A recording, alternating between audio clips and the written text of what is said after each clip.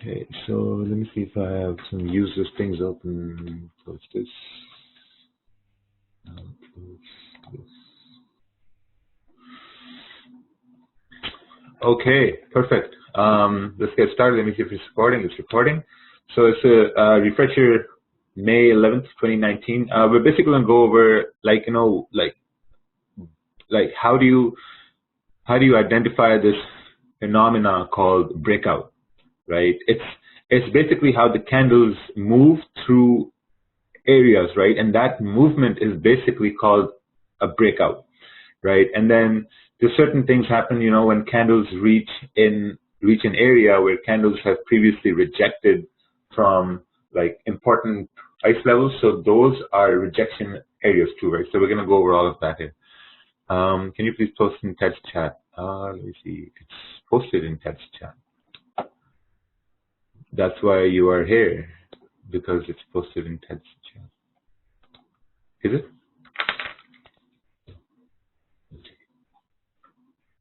Yes. Okay, perfect. So that's number one. What's a breakout, right? A breakout happens when you look left. When you look left, let's say you have a resistance area here, and you have a support area down over here, right? And then the candles are moving up, down, up, down, up, down, and then all of a sudden you have a candle that moves up, right? Now, when you look left, you see that the candles were rejecting this area, and now you have this candle moving up, right? So now this candle is doing something that these previous candles could not do, right? So now you're thinking that, okay, you know what, this could be a breakout.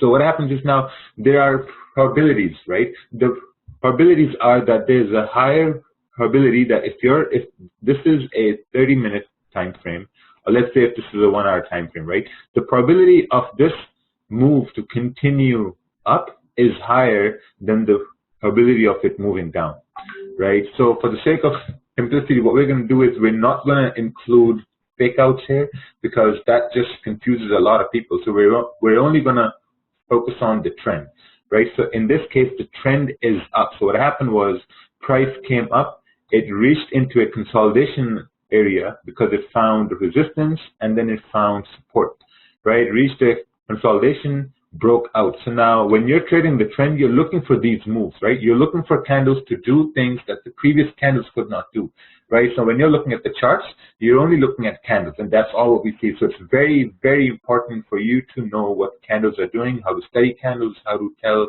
in a way, like how to tell a story of candles, right? So that's what a breakout is like. It's a continuation of trend, right? But before it happens, always remember, I repeat it again, there's going to be an area of consolidation, which what they call is that price is going to create a box.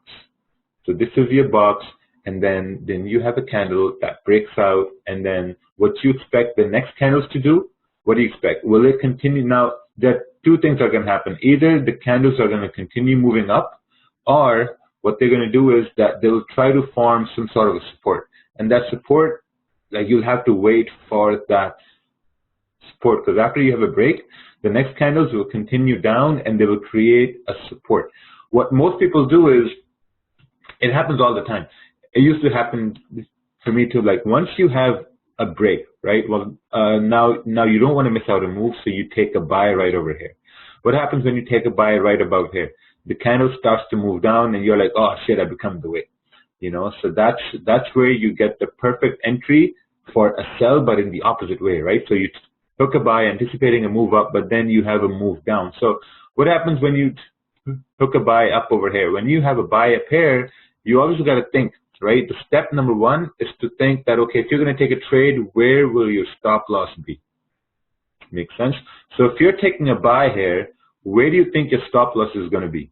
It can't be down over here, because the important zone that broke was down over here.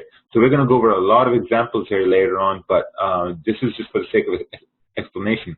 But a good trader would say, okay, you know what, I took a bad entry up over here, so maybe a stop loss down here would make sense. So now think about it. You have a wide stop loss, man. Like, you have a really big stop, which is just below the breakout